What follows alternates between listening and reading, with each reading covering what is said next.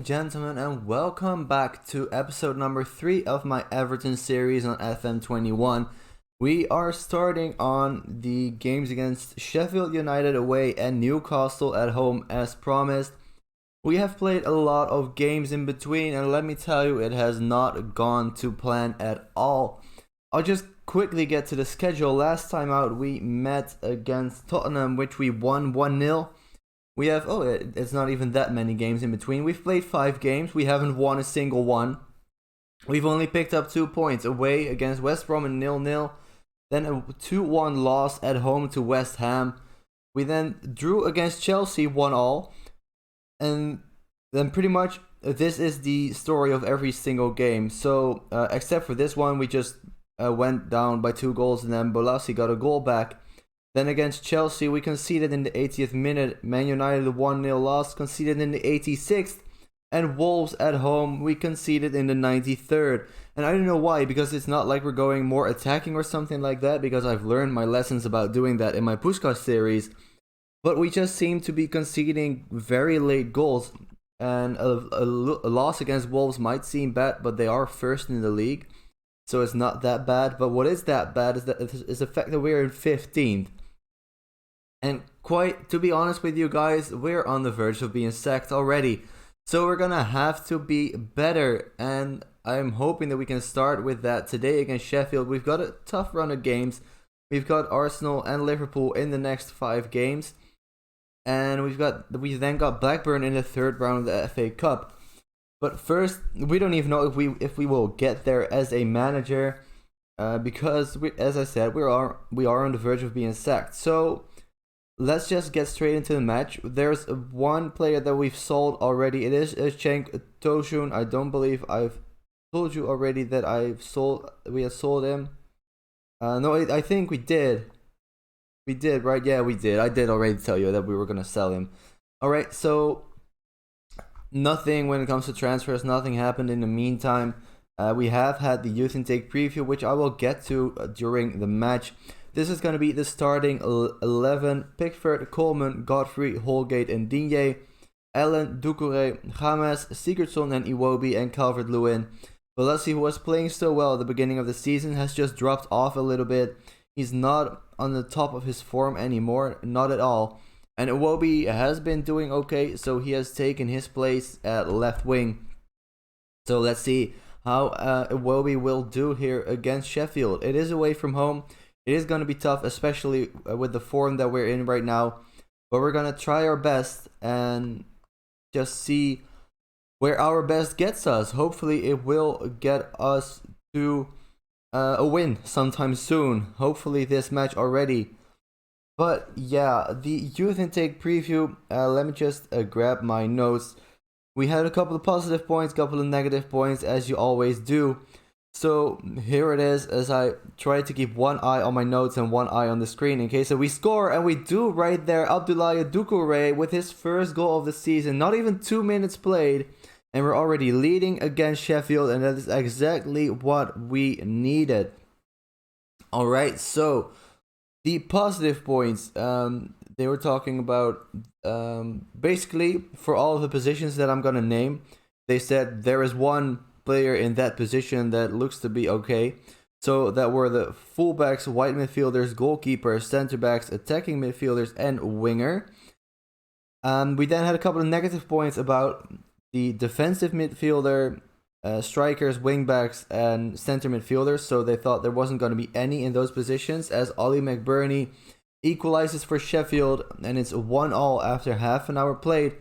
So let's get back to the way we were playing in the first minute and hopefully get another goal here. So when you take a look at the list of positions, you might think, well, at least I thought, alright, so there are more positive points than negative points, so it could be a good one, right? So, no, because at the very, very bottom of the list, it said, this is a very poor crop of players, unfortunately. So pretty much we cannot expect anything from this youth intake. It's probably not even going to be maybe one or two players that we can sign up, but still won't make the first team ever. But we're going to see about that in a couple of months' time.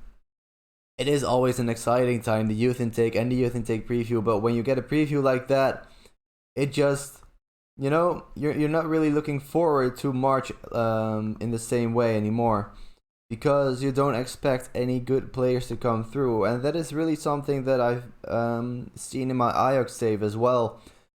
To have, I had some good positive youth intake previews in that series, but then still, it wouldn't be that we had a lot of good players coming through in the youth intake.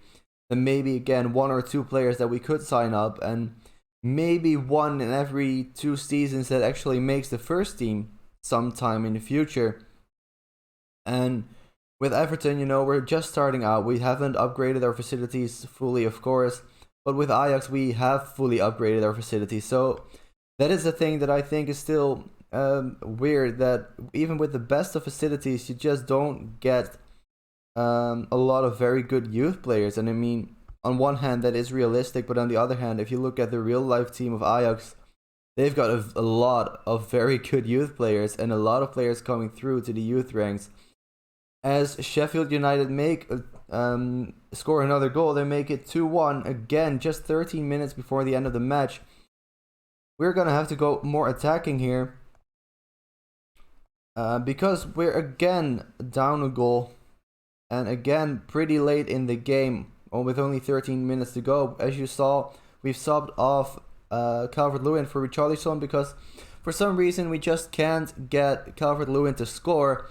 And I haven't actually tried Richarlison that much. I think this is only his 2nd or 3rd appearance.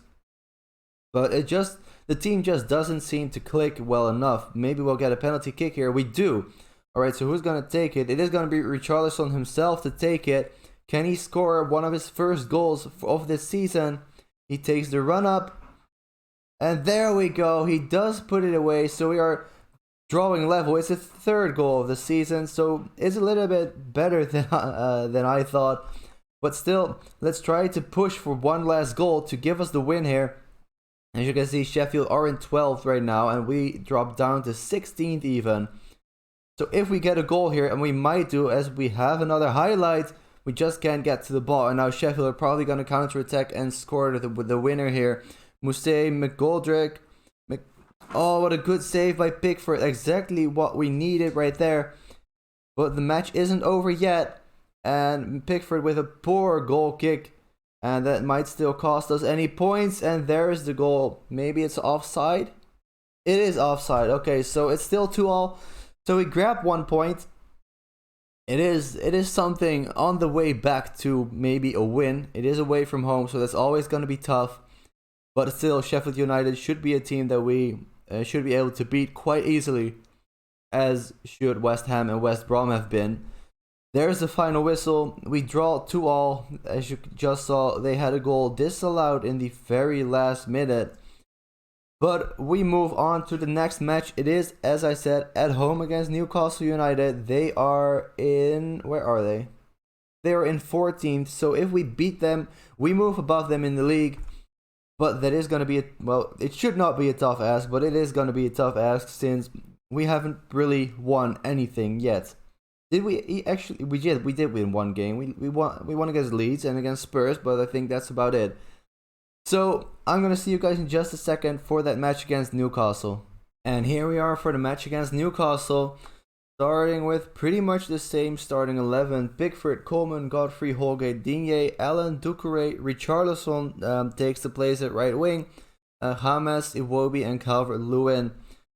So hopefully we can get Calvert-Lewin to finally score a goal again. We took off Sigurdsson for Richarlison, and we put James to a center attacking mid because, well, quite frankly, I see James more as a central player than as a winger.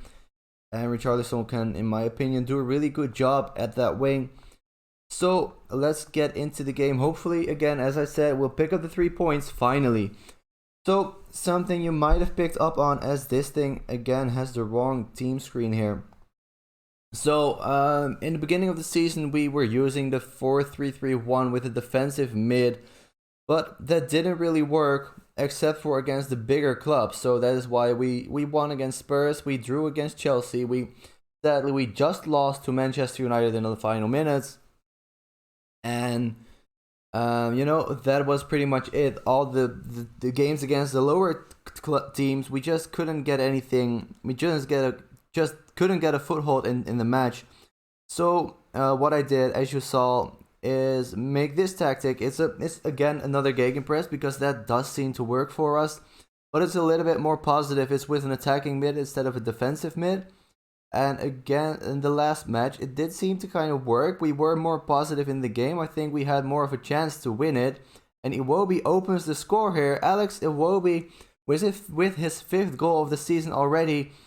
And that might just be the exact point that I wanted to make about this tactic. That we're getting more chances, we're getting more shots.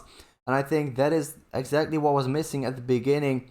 That we just didn't have enough chances, so we couldn't convert any. And now that we are getting more chances, it looks like we are going to convert more too, as Dominic Calvert-Lewin finally scores again.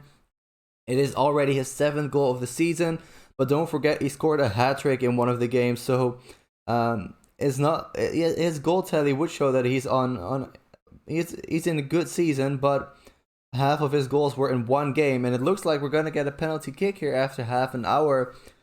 And it looks like this tactic is working at least for this game, but I don't want to cheer too early. It's not a penalty. I don't want to cheer too early because only a 2-0 lead is still very dangerous. So, as we've seen before, of course, in other series where we were leading by 4 goals and we still almost gave it away, especially in that Ajax save.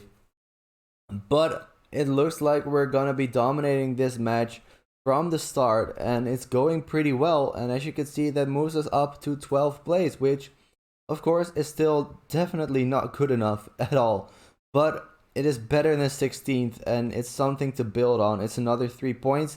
That is right now the most important thing, as Seamus Coleman with his 1st goal of the season, and he makes it 3-0.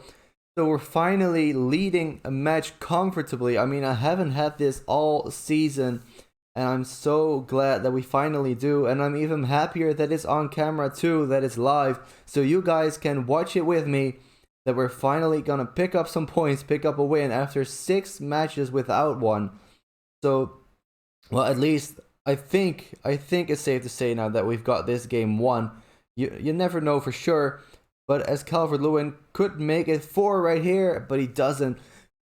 We are playing very well. Almost everybody is on a higher rating than a 7, except for a couple of players here and there, but it's only 3 players that are lower than a 7.